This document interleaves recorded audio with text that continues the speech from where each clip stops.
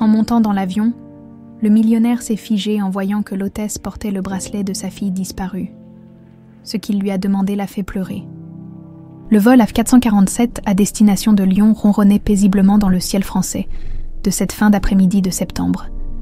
Clara Martin ajustait son uniforme bleu marine d'Air France, tout en parcourant la cabine économique d'un regard professionnel, à 23 ans. Elle avait cette grâce naturelle qui rendait son travail d'hôtesse de l'air si agréable aux passagers.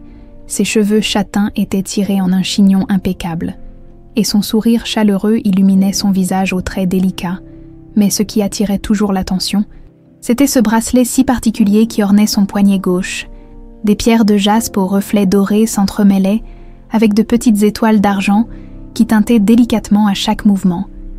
Clara ne s'en séparait jamais.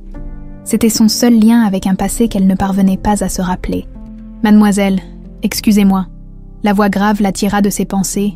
Clara se tourna vers le passager du siège 12A, un homme élégant d'une 50aine d'années, aux cheveux poivre et sel soigneusement coiffés, ses yeux bleus, d'ordinaire perçants selon toute apparence, semblaient aujourd'hui voilés d'une tristesse profonde. Il portait un costume sombre impeccable et une montre en or qui trahissait une certaine aisance financière. « Bien sûr, monsieur. Que puis-je faire pour vous ?» répondit Clara avec son sourire habituel. L'homme hésita un instant, le regard fixé sur son bracelet. « Pardonnez-moi cette question indiscrète, mais ce bracelet, où l'avez-vous trouvé ?» Clara baissa les yeux vers son poignet, surprise par cette question inattendue. « Oh, celui-ci !» Elle fit teinter doucement les petites étoiles. « Je l'ai depuis toujours, enfin, depuis que j'ai de la mémoire. C'est tout ce qui me reste de mon enfance. » Le visage de l'homme se figea. Ses mains se mirent à trembler légèrement, et Clara remarqua qu'il serrait les accoudoirs de son siège jusqu'à en blanchir les jointures. « Vous ne vous souvenez pas de votre enfance ?» demanda-t-il d'une voix étranglée. Clara s'accroupit délicatement à côté de son siège, intriguée par l'émotion palpable de cet homme. Quelque chose dans son regard lui donnait envie de partager son histoire, ce qu'elle faisait rarement avec des inconnus. « Non, pas vraiment. J'ai grandi dans un orphelinat à Toulouse. Les sœurs m'ont dit qu'on m'avait trouvée quand j'avais environ 8 ans, blessée et sans aucun souvenir. Ce bracelet était tout ce que j'avais sur moi. » Elle caressa machinalement les pierres de jaspe. « Il me donne l'impression d'appartenir à quelque chose, même si je ne sais pas quoi. » L'homme ferma les yeux un instant, comme s'il luttait contre une émotion trop forte. Quand il les rouvrit, Clara fut frappée par l'intensité de son regard. « Comment vous appelez-vous » murmura-t-il. « Clara Martin. Et vous, monsieur ?»« Gaspard Chevalier. » Il s'interrompit, semblant chercher ses mots. « Mademoiselle Martin, accepteriez-vous de vous asseoir un moment ? J'aimerais vous raconter quelque chose. » Clara jeta un coup d'œil à ses collègues. Le service était terminé, et l'avion entamait sa descente vers Lyon. Elle hocha la tête et s'installa sur le siège vide à côté de lui. « Il y a 15 ans, j'ai perdu ma fille unique. » La voix de Gaspard se brisa légèrement. Elle s'appelait Élise.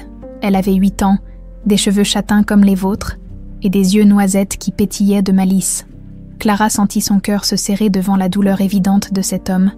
Elle a disparu lors d'une fête familiale dans notre propriété, près des Pyrénées. Un enlèvement, probablement. La police n'a jamais retrouvé sa trace. Gaspard sortit son portefeuille d'une main tremblante et en extirpa une photo jaunie. Mais ce qui me trouble le plus, c'est ceci. Il tendit la photo à Clara. On y voyait une petite fille aux boucles châtaines, souriant à l'objectif. Elle portait une robe blanche à smock et au poignet, un bracelet identique à celui de Clara. « Mon Dieu !» souffla Clara, le souffle coupé. « C'est exactement le même. Ce bracelet était unique. Ma belle-mère l'avait confectionné elle-même pour Élise, avec des pierres de jaspe ramassées dans nos montagnes et des étoiles d'argent qu'elle avait fait forger spécialement. Élise ne s'en séparait jamais. Elle disait que c'était son porte-bonheur. » Les mains de Clara tremblaient en tenant la photographie. Cette petite fille lui ressemblait étrangement, mais surtout, quelque chose de familier émanait de ce visage, comme un écho lointain dans sa mémoire embrouillée. « Monsieur Chevalier, je ne sais pas quoi dire. Depuis 15 ans, je me consume de chagrin et de culpabilité. » Les yeux de Gaspard s'embuèrent. « J'ai engagé les meilleurs détectives privés, remué ciel et terre, offert des récompenses considérables. Rien, ma femme n'a pas supporté cette perte. Elle est morte de chagrin 3 ans après la disparition d'Élise. » L'avion amorçait maintenant sa descente finale. Clara entendait vaguement les annonces de son collègue au micro, mais elle était comme hypnotisée par cette révélation. « Vous pensez que je pourrais être… » Elle n'osait formuler la question. « Je ne veux pas vous donner de faux espoirs, ni m'en donner à moi-même. Mais ce bracelet… » Il désigna le bijou d'un geste hésitant. « Puis-je le regarder de plus près ?» Clara détacha délicatement le bracelet et le lui tendit. Gaspard l'examina avec une attention minutieuse, retournant chaque pierre, observant chaque détail de l'orfèvrerie. « Les pierres viennent bien des Pyrénées. Je reconnais cette couleur particulière. » Et là, il montra une petite gravure sur l'une des étoiles d'argent, les initiales GM pour Geneviève Martin, ma belle-mère. Le cœur de Clara s'emballa. Martin, comme mon nom de famille à l'orphelinat, ce pourrait être une coïncidence. Bien sûr, mais… Gaspard lui rendit le bracelet avec des gestes presque révérencieux. Accepteriez-vous de faire des tests ADN ? Je sais que c'est beaucoup demandé à une inconnue, mais… Oui, la réponse avait jailli spontanément des lèvres de Clara. Oui, bien sûr, si cela peut vous aider à trouver la paix, et peut-être m'aider à comprendre d'où je viens. L'avion touchait maintenant la piste de Lyon. Gaspard sortit sa carte de visite d'une main qui tremblait encore. Voici mes coordonnées. Je possède plusieurs hôtels en France. Le laboratoire que j'utilise habituellement peut organiser les prélèvements dès demain si vous le souhaitez. Clara prit la carte, remarquant le logo élégant de la chaîne d'hôtels Chevalier. D'accord, j'ai quelques jours de repos à partir de demain. Alors que les passagers commençaient à se lever pour récupérer leurs bagages, Gaspard se tourna une dernière fois vers elle. Mademoiselle Martin, ou… Il hésita. Clara, quoi qu'il arrive, merci de m'avoir écouté. Cela fait 15 ans que je n'avais pas ressenti le moindre espoir. Clara hocha la tête, émue par la vulnérabilité de cet homme distingué. En remettant son bracelet, elle sentit les petites étoiles tintinabuler doucement contre sa peau. Pour la première fois de sa vie, ce tintement familier lui semblait porteur d'un message qu'elle ne parvenait pas encore à déchiffrer. Quand Gaspard descendit de l'avion, Clara remarqua qu'il marchait différemment. Ses épaules semblaient moins voûtées. Comme si un poids invisible venait de s'alléger, elle ne savait pas encore que ce vol venait de changer le cours de deux destins à jamais, 15 ans plus tôt. Domaine des Chevaliers, Pyrénées, la grande demeure de pierre blonde, baignait dans la lumière dorée du couchant. Les jardins à la française embaumaient la lavande et le jasmin, tandis que des guirlandes lumineuses transformaient la terrasse en un écrin féerique. C'était l'anniversaire de mariage de Gaspard et Marianne, et toute la famille s'était réunie pour célébrer leurs 10 ans d'union. Élise, 8 ans, virevoltait entre les invités dans sa robe blanche préférée, son bracelet d'étoiles tintant joyeusement à chaque mouvement, ses boucles châtaines dansaient au vent tiède de septembre, et son rire cristallin résonnait dans les allées du jardin. « Élise, ma chérie, ne cours pas trop vite », lui lança Marianne depuis la terrasse, un sourire tendre aux lèvres, mais la fillette était déjà repartie, poursuivie par ses cousins dans un jeu de cache-cache improvisé. Elle adorait cette propriété familiale avec ses recoins secrets et ses passages cachés qu'elle connaissait par cœur.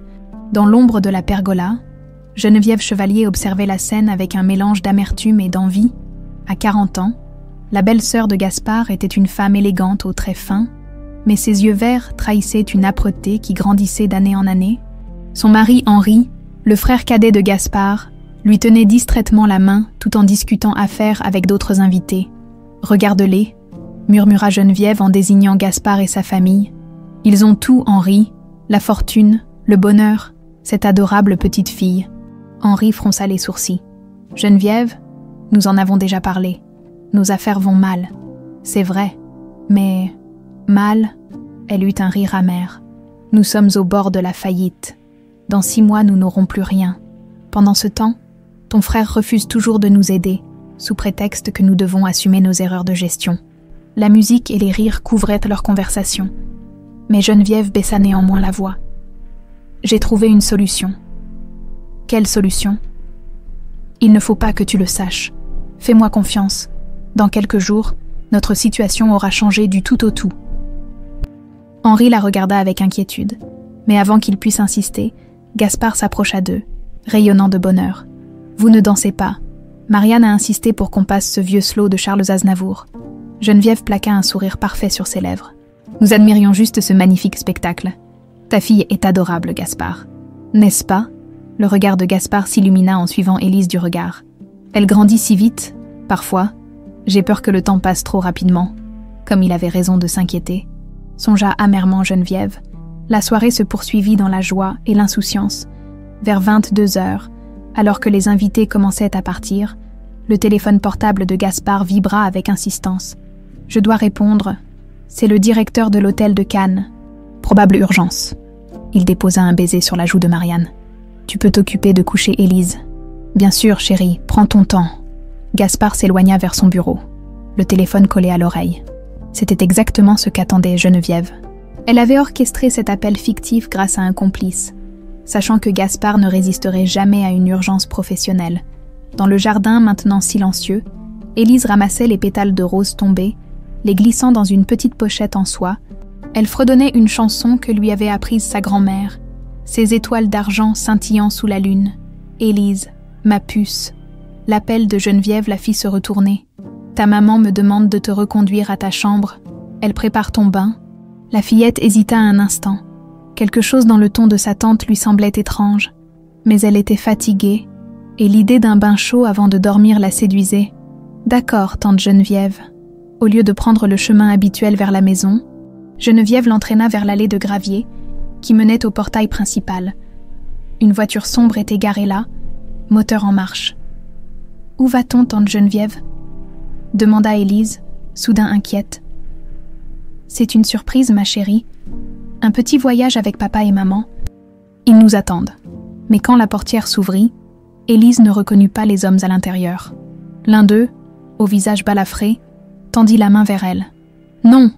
cria la fillette en reculant. « Je veux papa, maman !» Ses cris se perdirent dans la nuit tandis que des mains brutales la saisissaient. La voiture démarra en trombe, emportant avec elle l'innocence brisée d'une famille. Présent, Toulouse Clara referma doucement son carnet intime et posa son stylo sur la table de nuit, dans son petit appartement donnant sur la Garonne. Elle venait de consigner les événements extraordinaires de cette journée. La rencontre avec Gaspard Chevalier tournait en boucle dans son esprit, réveillant des échos lointains qu'elle n'arrivait pas à saisir. Debout devant son miroir, elle examina attentivement son reflet. Jamais elle n'avait ressenti une telle ressemblance avec quelqu'un d'autre qu'en regardant cette photo d'Élise. Était-ce possible? Après toutes ces années à se demander d'où elle venait, la réponse se trouvait-elle dans les yeux embués de ce père en détresse? Elle caressa machinalement son bracelet, se rappelant les paroles des sœurs de l'orphelinat. « Tu étais inconsciente quand les gendarmes t'ont amenée. Ma petite Clara, blessée à la tête, couverte de bleu, tu serrais ce bracelet si fort qu'il a fallu t'endormir pour te l'enlever et soigner tes blessures. Quand tu t'es réveillée 3 jours plus tard, tu ne te souvenais de rien, ni de ton nom, ni de ta famille, juste de ce bijou que tu réclamais sans cesse. Sœur Marie-Claire, la directrice de l'orphelinat, avait été la seule figure maternelle que Clara ait jamais connue. Une femme douce et patiente qui l'avait aidée à grandir malgré ce vide béant dans sa mémoire. « Peu importe d'où tu viens, ma fille », lui répétait-elle souvent. « Ce qui compte, c'est qui tu deviens. » Clara s'était accrochée à cette philosophie pour construire sa vie.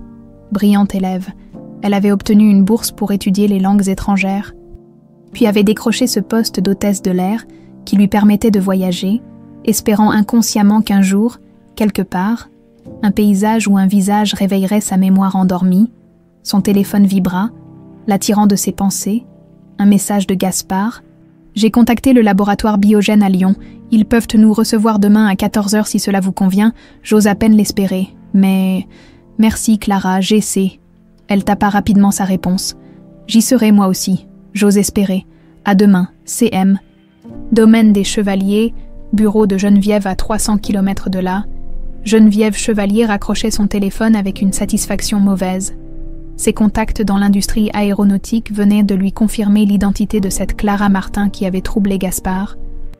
23 ans, orpheline de Toulouse, hôtesse chez Air France, marmonna-t-elle en consultant le dossier qu'elle venait de recevoir par mail. Et ce putain de bracelet. 15 ans, 15 longues années à construire son empire sur les cendres du chagrin de Gaspard. 15 ans à gérer ses affaires pendant qu'il se morfondait dans sa culpabilité, elle était devenue indispensable, riche, puissante. Henri ne se doutait de rien, croyant que leur salut financier venait de ses talents de gestionnaire. Mais si cette fille était vraiment Élise, si elle se souvenait, Geneviève ouvrit le tiroir secret de son bureau et en sortit un carnet de cuir noir. Les coordonnées de Thomas Garnier y étaient soigneusement notées. Un homme discret, efficace, sans scrupules, exactement le genre de personne dont elle avait besoin. Elle composa le numéro d'une main ferme. Il décrocha à la 3e sonnerie. « Bonsoir Thomas. J'ai un travail pour vous. Urgent et définitif. » La voix rauque à l'autre bout du fil ne trahit aucune émotion. Comme d'habitude, Madame Chevalier. « Envoyez-moi les détails. » Geneviève regarda par la fenêtre de son bureau les jardins où, 15 ans plus tôt, une petite fille avait joué pour la dernière fois de sa vie insouciante. Cette fois, elle ne laisserait rien au hasard. Lyon, laboratoire Biogène. Le laboratoire Biogène occupait tout le 3e étage d'un immeuble moderne du quartier de la Part-Dieu. Clara poussa la porte vitrée, le cœur battant, et découvrit Gaspard qui l'attendait déjà dans le hall d'accueil. Il portait un costume sombre, impeccable, mais ses traits tirés trahissaient une nuit blanche. « Clara !» Il se leva précipitamment, visiblement soulagé de la voir. « J'avais peur que vous changiez d'avis. Comment aurais-je pu ?» Elle lui sourit avec cette chaleur naturelle qui l'avait touchée dès leur première rencontre. « J'ai besoin de savoir autant que vous. » Le docteur Lemoine, un homme bedonnant aux lunettes épaisses, les accueillit avec un professionnalisme rassurant. « Monsieur Chevalier, Mademoiselle Martin, si vous voulez bien me suivre. » La procédure fut simple et rapide. Quelques prélèvements de salive dans des tubes stérilisés, des formulaires à signer, et le plus dur commençait, l'attente. « Les résultats seront disponibles dans 48 heures, » expliqua le docteur. « Je vous appellerai personnellement dès réception. » Dans l'ascenseur qui les redescendait, un silence pesant s'installa entre Clara et Gaspard. Chacun était perdu dans ses pensées, oscillant entre espoir fou et crainte de la déception. « Un café ?» proposa finalement Gaspard. « Il y a un endroit tranquille pas loin d'ici. » Clara accepta d'un hochement de tête. Elle avait 1000 questions à poser à cet homme qui représentait peut-être la clé de son passé mystérieux. Domaine des Chevaliers. Même moment, Henri Chevalier traversait les jardins de la propriété familiale d'un pas songeur. À 45 ans, le frère cadet de Gaspard avait toujours vécu dans l'ombre de son aîné, moins charismatique, moins entrepreneur. Il s'était contenté de gérer les aspects administratifs de l'empire hôtelier familial. Mais depuis quelques jours, le comportement de sa femme l'intriguait. Geneviève, d'ordinaire si maîtresse d'elle-même, semblait nerveuse, agitée. Elle multipliait les appels téléphoniques mystérieux et s'enfermait des heures dans son bureau. Il poussa la porte de la maison, cherchant Geneviève, la gouvernante, Madame Dubois, émergea de la cuisine en s'essuyant les mains sur son tablier. « Bonjour, monsieur Henri. Madame Geneviève est dans son bureau depuis ce matin. Elle ne veut pas être dérangée. » Henri fronça les sourcils. « A-t-elle dit pourquoi ?»« Non, monsieur. Mais elle a eu plusieurs coups de fil. Et elle semblait, comment dire, contrariée. » Henri monta l'escalier de marbre et s'arrêta devant la porte du bureau de sa femme. Il entendait sa voix étouffée, tendue, mais ne parvenait pas à saisir les mots. Au bout de quelques minutes, le silence revint. Il frappa doucement. « Geneviève, tout va bien. » Un froissement de papier, puis la voix de sa femme, étrangement claire. « Oui, chérie, j'arrive. » Quand elle ouvrit la porte, Henri fut frappé par sa pâleur. Ses yeux verts, habituellement si perçants, semblaient éteints, cernés de fatigue. « Tu es sûre que ça va? Tu as l'air épuisée. » Geneviève passa une main dans ses cheveux blonds parfaitement coiffés. « C'est juste le stress du dossier Martineau. Tu sais comme ces investisseurs immobiliers peuvent être compliqués. » Henri hocha la tête, mais quelque chose dans le ton de sa femme le laissait dubitatif.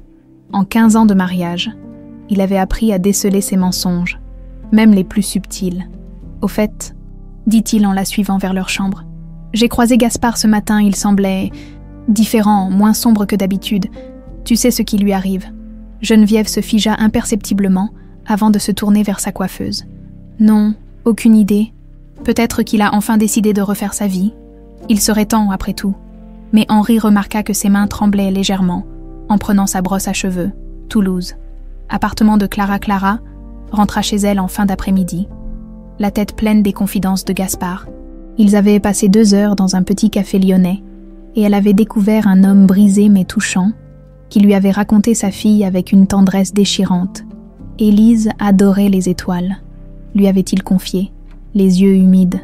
Chaque soir, je l'emmenais sur la terrasse pour observer le ciel. Elle me disait qu'un jour, Elle deviendrait astronaute pour aller leur rendre visite. Ce bracelet représentait ses rêves d'enfant. Ces mots résonnaient encore dans l'esprit de Clara, tandis qu'elle préparait un thé dans sa petite cuisine. Machinalement, elle caressa les étoiles d'argent de son bracelet.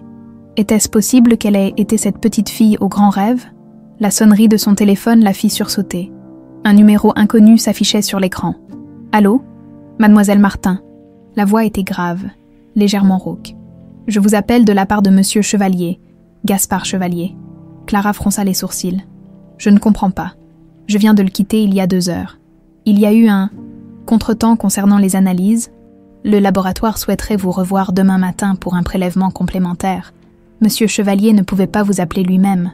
Il est en réunion. » Quelque chose clochait dans cette histoire, mais Clara ne parvenait pas à mettre le doigt sur quoi. « Très bien. À quelle heure ? » 9 heures. Mais cette fois, il préfère que vous veniez seul, pour éviter tout stress supplémentaire qui pourrait fausser les résultats. L'homme raccrocha, avant que Clara puisse poser d'autres questions. Elle resta un moment le téléphone à la main, perplexe. Pourquoi Gaspard n'avait-il pas appelé lui-même? Et depuis quand le stress influençait-il des analyses ADN? Elle composa le numéro de Gaspard, mais tomba directement sur sa messagerie. Sans doute était-il effectivement en réunion, quelque part dans Lyon. Même moment, Thomas Garnier éteignit son téléphone jetable et l'enfouit dans la poche de sa veste de cuir. À 50 ans, cet ancien militaire aux cheveux grisonnants avait reconverti ses talents de tireur d'élite dans des activités moins officielles mais plus lucratives.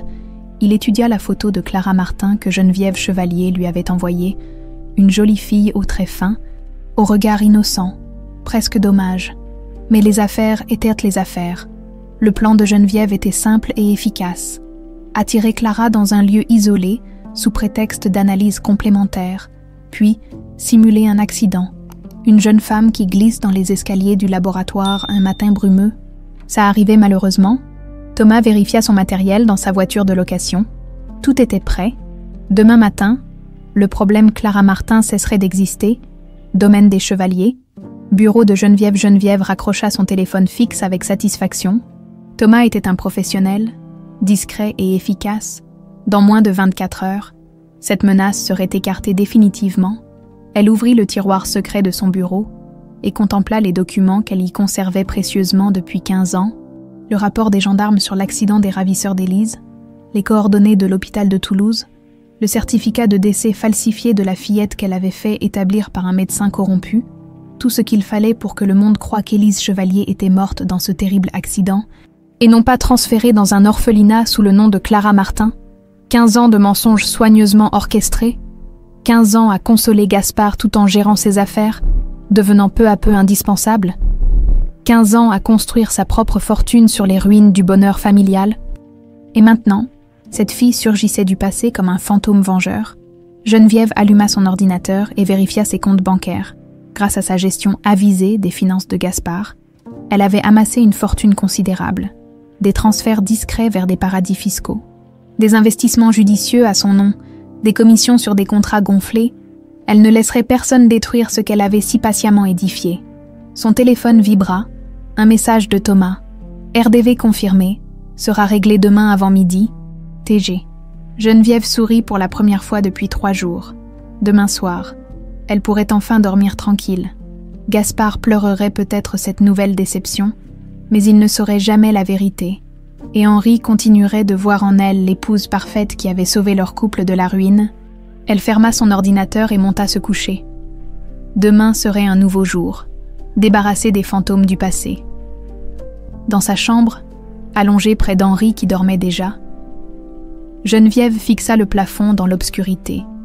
Quelque part dans la nuit, une jeune femme innocente se préparait à mourir pour protéger ses secrets. Mais après tout, n'était-ce pas ainsi que le monde fonctionnait? Les plus forts survivaient, les plus faibles disparaissaient. Élise avait survécu 15 ans de plus qu'elle n'aurait dû. C'était déjà ça de prix. Lyon. Matin, Clara se réveilla avec un étrange pressentiment.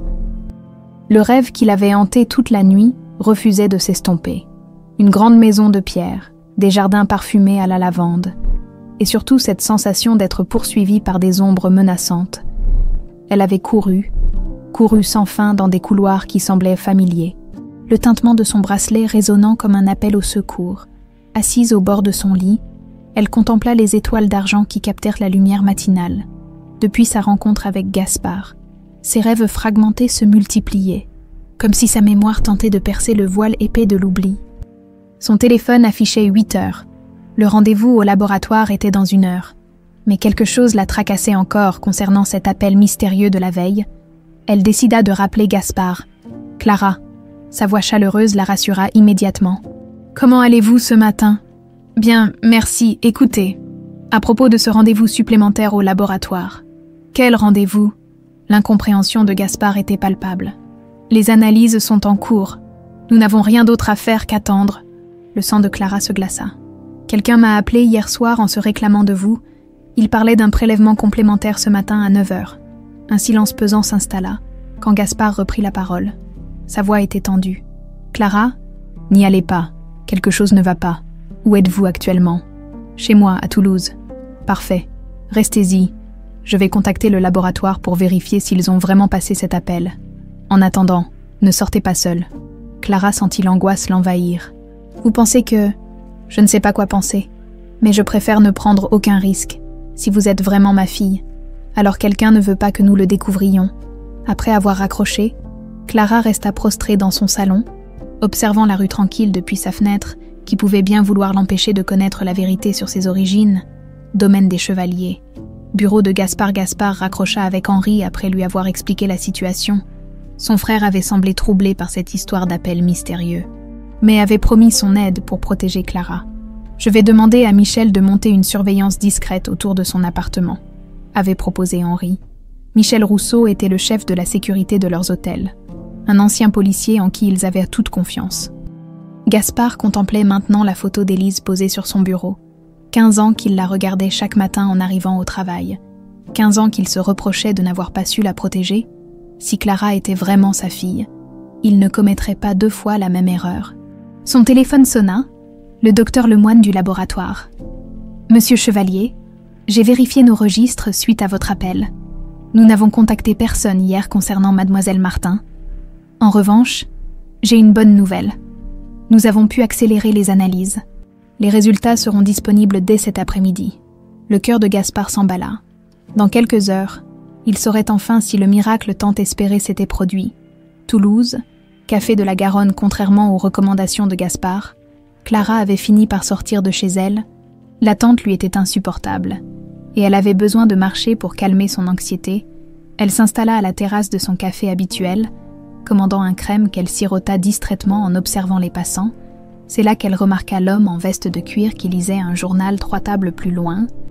Il y avait quelque chose dans sa façon de la regarder par-dessus ses lunettes de soleil qui la mit mal à l'aise. Quand elle se leva pour partir, il referma immédiatement son journal. Clara accéléra le pas, tournant dans une rue adjacente. L'homme la suivait à distance. Tentant de rester discret, le cœur battant, elle se dirigea vers les quais de la Garonne où la foule était plus dense. « Excusez-moi, mademoiselle. » La voix la fit se retourner. L'homme au journal l'avait rattrapée et lui souriait maintenant d'un air engageant. « Je crois que vous avez fait tomber ceci. » Il lui tendit un foulard qui n'était pas le sien. « Ce n'est pas à moi, » répondit Clara en reculant instinctivement. « Vous en êtes sûre ?» Ses yeux gris la détaillaient avec une intensité dérangeante. « Clara Martin, n'est-ce pas ?» Elle tourna les talons et se mit à courir. Bousculant les promeneurs sur les quais, derrière elle, elle entendait les pas de l'homme qui la poursuivait. Heureusement, un groupe de touristes bloqua momentanément son passage, et Clara put se réfugier dans une librairie bondée. Cachée derrière les rayonnages, elle observa la rue par la vitrine. L'homme au journal scrutait les environs d'un air contrarié avant de s'éloigner en parlant dans son téléphone. Clara attendit une demi-heure avant de ressortir, empruntant un itinéraire compliqué pour rentrer chez elle. Une fois sa porte verrouillée, elle appela immédiatement Gaspard, domaine des Chevaliers. Même moment, Henri frappait à la porte du bureau de Geneviève. Depuis sa conversation matinale avec Gaspard, il observait sa femme avec une attention nouvelle. Ses coups de téléphone mystérieux, sa nervosité croissante, tout cela prenait un sens différent à la lumière des révélations de son frère. « Geneviève, tu as 1 minute. » Elle leva les yeux de son ordinateur, et Henri fut frappé par la dureté de son regard. « Que veux-tu ? Je suis occupée. » Gaspard m'a appelé. Il semblerait qu'une jeune femme prétende être Élise. Geneviève se figea imperceptiblement. Ah bon? Et qu'est-ce qui lui fait croire ça?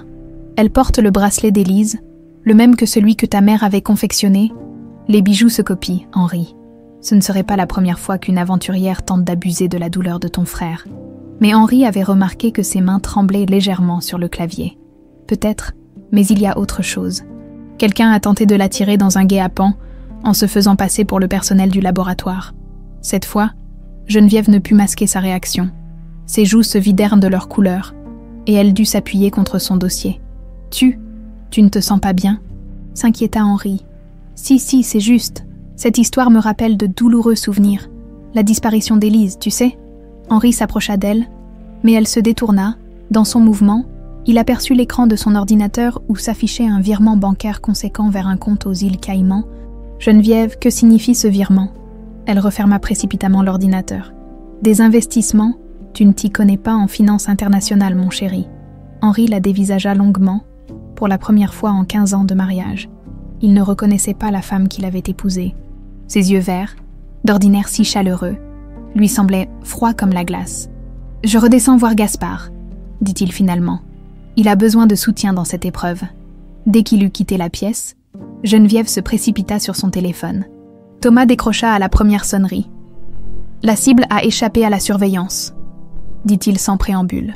« Elle est plus méfiante que prévu. »« Il faut accélérer les choses, » siffla Geneviève. « Mon mari commence à poser des questions. J'ai localisé son appartement. Je peux m'en occuper cette nuit. Faites, et cette fois, pas d'erreur. Toulouse. Appartement de Clara. » La sonnerie du téléphone fit sursauter Clara. C'était Gaspard, et sa voix vibrait d'émotion. « Clara, les résultats sont arrivés. » Un silence. Puis, « C'est positif, vous êtes ma fille, vous êtes Élise. » Clara s'effondra sur son canapé, submergée par un mélange de joie et de terreur. Enfin, elle savait d'où elle venait. Elle avait un père, une famille, une identité. Mais si quelqu'un avait tenté de l'éliminer avant même que les résultats soient connus, que se passerait-il maintenant? « Papa », le mot avait jailli naturellement de ses lèvres, et elle entendit Gaspard sangloter à l'autre bout du fil. « Ma petite étoile », murmura-t-il. « Ma petite étoile retrouvée. Je vais venir te chercher ce soir. Michel, notre chef de la sécurité, t'escortera jusqu'à la propriété. Tu ne risqueras plus rien. » Clara acquiesça en silence, caressant machinalement son bracelet. Les étoiles d'argent scintillaient dans la lumière du couchant, comme pour célébrer ces retrouvailles miraculeuses. Mais dans l'ombre de l'immeuble d'en face, Thomas Garnier ajustait la lunette de son fusil à longue portée. Cette fois, il ne laisserait rien au hasard. Toulouse, appartement de Clara, soir, Clara terminait de préparer un sac de voyage quand la première balle traversa la fenêtre de son salon. Pulvérisant la lampe sur pied, elle se jeta instinctivement au sol, le cœur battant à tout rompre, tandis qu'une deuxième détonation faisait exploser le miroir au-dessus de sa cheminée. « Mon Dieu !» murmura-t-elle en rampant vers la cuisine, les éclats de verre crissant sous ses genoux. Son téléphone vibrait frénétiquement dans sa poche. « Gaspard. Clara. J'entends des coups de feu. Que se passe-t-il? Quelqu'un tire sur mon appartement ?»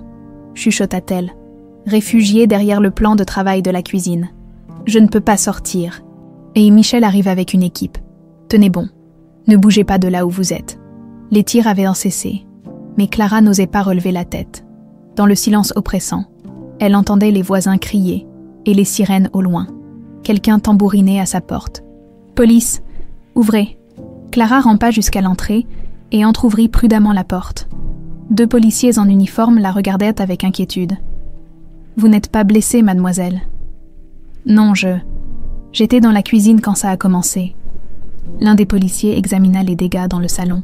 « Les tirs venaient de l'immeuble d'en face. Nous avons une équipe qui fouille le bâtiment, mais le tireur a probablement déjà fui. » Clara réalisa que sans ce coup de téléphone de Gaspard qui l'avait fait se déplacer vers la cuisine, elle serait morte à l'heure qu'il était. Quelqu'un voulait vraiment l'éliminer. Immeuble d'en face. Même moment, Thomas Garnier démontait méthodiquement son fusil de précision dans l'appartement vide qu'il avait réquisitionné pour l'opération. 2 balles ratées sur une cible statique à moins de 100 mètres. Il perdait la main. Ou alors, cette fille avait vraiment de la chance. Son téléphone sonna. Geneviève. Bien sûr. C'est fait. Non. Elle a bougé au dernier moment. Et maintenant la police grouille partout. Un silence glacial à l'autre bout du fil. Thomas, c'est la 2e fois que vous échouez. Je commence à douter de vos compétences. Écoutez, Madame Chevalier, cette fille n'est pas une cible ordinaire. Elle a des réflexes, de l'instinct. Et maintenant qu'elle sait qu'on en veut à sa vie, elle va être encore plus méfiante. Alors changez de méthode. Un accident de voiture, un empoisonnement, je m'en fiche, mais faites disparaître ce problème avant qu'il ne devienne ingérable. Thomas rangea son matériel dans sa sacoche et quitta l'appartement par l'escalier de secours. Dans la rue, les gyrophares des voitures de police transformaient la nuit en spectacle de foire.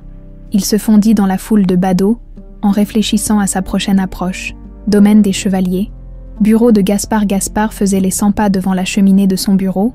Le téléphone collé à l'oreille. Michel Rousseau lui rapportait la situation depuis Toulouse. Les flics ont sécurisé le périmètre, patron. Mademoiselle Clara va bien, mais elle est sous le choc. Je l'emmène à l'hôtel comme convenu. Non. Changement de plan. Amenez-la directement ici. Et prends la route des Gorges, pas l'autoroute. Je veux être sûr que personne ne vous suit. Gaspard raccrocha et se tourna vers Henri qui venait d'entrer dans la pièce, l'air grave. « Comment va-t-elle » demanda son frère. « Physiquement, elle n'a rien, mais psychologiquement » Gaspard serra les poings. « Henri, quelqu'un veut tuer ma fille. Quelqu'un qui savait qu'elle pourrait être Élise avant même que nous en ayons la confirmation. » Henri s'installa dans le fauteuil en cuir face au bureau. « As-tu une idée de qui pourrait ?»« Non, mais cette personne connaît forcément l'histoire de la disparition d'Élise. Elle a accès à des informations que très peu de gens possèdent. » Les 2 frères se regardèrent en silence. La même pensée traversait leur esprit. Le cercle des personnes au courant des détails de l'enlèvement était restreint. Famille proche, domestiques de l'époque, quelques amis intimes. « Gaspard », dit finalement Henri d'une voix hésitante. « J'ai remarqué que Geneviève se comporte bizarrement ces derniers jours. Appels mystérieux, nervosité, virements bancaires vers l'étranger. » Gaspard fronça les sourcils. « Tu penses que... » ?»« Non, c'est impossible. Geneviève nous a soutenus après la disparition d'Élise. Elle nous a aidés à gérer les affaires quand nous étions effondrés. »« Je sais, mais réfléchis. Qui avait intérêt à ce qu'Élise ne revienne jamais? Qui a le plus profité de sa disparition ?» La question flotta dans l'air comme une accusation terrible. Gaspard ne voulait pas y croire, mais les faits s'assemblaient malgré lui dans sa tête. Route des Pyrénées, voiture de Michel Clara regardait défiler le paysage nocturne depuis la banquette arrière de la BMW blindée de Michel. Le chef de la sécurité était un homme de 50 ans, aux cheveux gris, ancien commissaire de police reconverti dans le privé. Il inspirait confiance avec ses manières calmes et professionnelles. « Nous arriverons dans 1 heure, mademoiselle, » dit-il en consultant son GPS. « Le domaine est parfaitement sécurisé. Vous ne risquerez plus rien là-bas. » Clara hocha la tête sans répondre. Elle pensait à ces 15 années passées à se demander d'où elle venait. Et maintenant qu'elle le savait enfin, quelqu'un voulait l'empêcher de retrouver sa place dans cette famille. « Michel, puis-je vous poser une question ?»« Bien sûr. Vous connaissez la famille Chevalier depuis longtemps. »« 12 ans. J'ai été engagée après ce qui est arrivé à la petite Élise. Monsieur Gaspard voulait renforcer la sécurité. » Que s'est-il passé exactement ce soir-là? Michel jeta un coup d'œil dans le rétroviseur. Une fête familiale qui a mal tourné. Élise a disparu pendant que son père était au téléphone. Personne n'a rien vu, rien entendu, comme si elle s'était volatilisée. Mais on a retrouvé des traces de l'enlèvement. Les gendarmes ont trouvé des marques de pneus suspectes près du portail. Et des témoins ont signalé une voiture sombre roulant à vive allure vers Toulouse. Mais l'enquête a piétiné. Aucune demande de rançon, aucun indice concret. Clara caressa son bracelet, songeuse. Michel, à votre avis, qui pourrait vouloir m'empêcher de retrouver ma famille? Le garde du corps resta silencieux un long moment. Quelqu'un qui a des secrets à protéger. Quelqu'un qui a profité de votre disparition. Domaine des Chevaliers. Chambre de Geneviève. Geneviève faisait semblant de dormir quand Henri se glissa dans leur lit. Elle sentait son regard sur elle, dans l'obscurité, pesant, interrogateur. Savait-il quelque chose? Soupçonnait-il la vérité? « Chérie, tu es réveillée. » Elle ne bougea pas, régulant sa respiration pour simuler le sommeil. Au bout de quelques minutes, Henri se tourna de l'autre côté et finit par s'endormir. Geneviève attendit encore 1 heure avant de se lever discrètement. Elle descendit à son bureau et alluma son ordinateur. L'échec de Thomas l'obligeait à revoir sa stratégie. Clara allait arriver au domaine. Sous protection rapprochée, l'éliminer là-bas serait plus compliqué, mais pas impossible. Elle ouvrit sa messagerie cryptée et tapa un message à Thomas. Nouvelle mission, cible arrivera au domaine cette nuit, infiltration nécessaire, prime doublée, GC. La réponse arriva dans la minute. Reçu, délai 48 heures maximum, TG.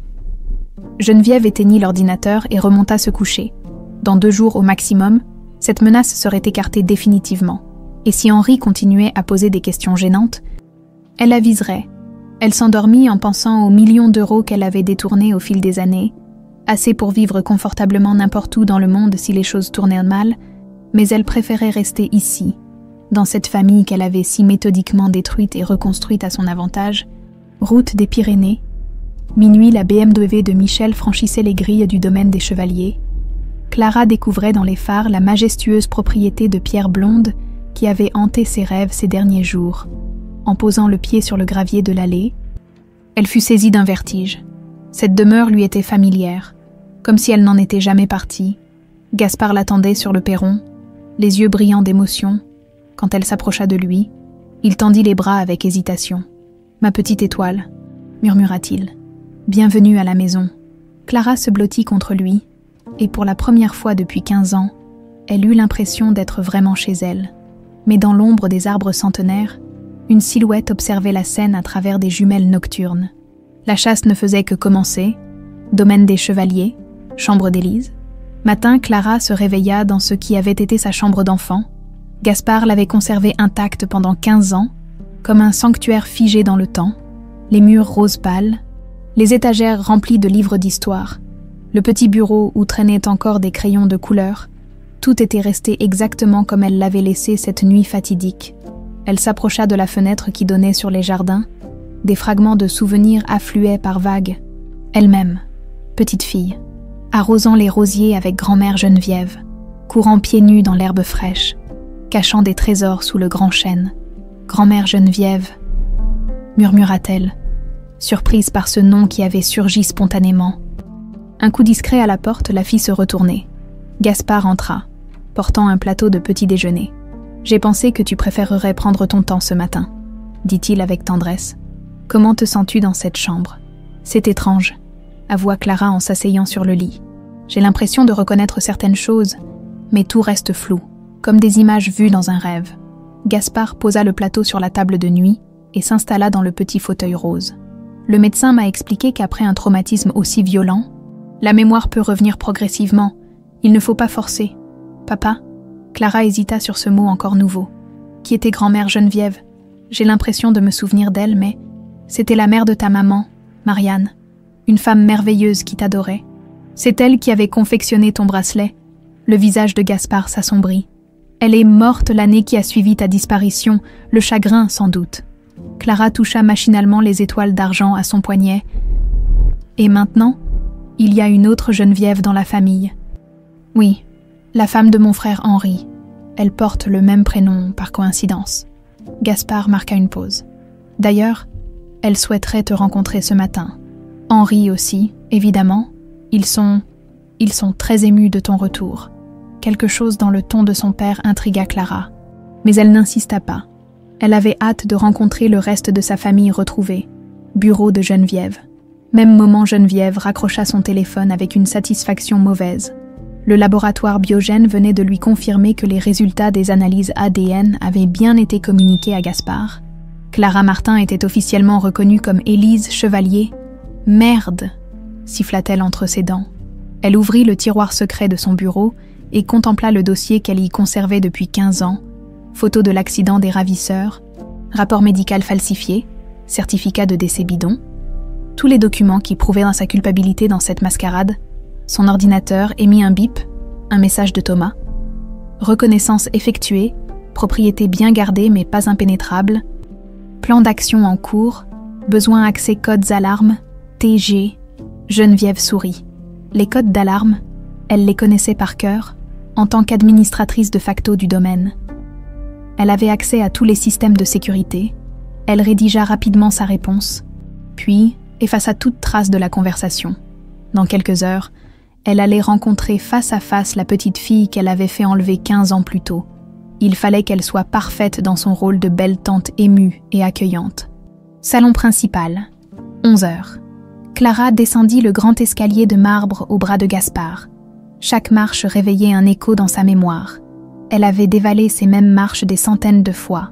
Enfant, ses petits pieds nus claquant sur la pierre froide. Henri les attendait dans le salon. Un homme élégant, aux cheveux bruns parsemés de fils d'argent, ses yeux bleus, identiques à ceux de Gaspard, se remplirent de larmes quand il la vit. « Mon Dieu, Élise !»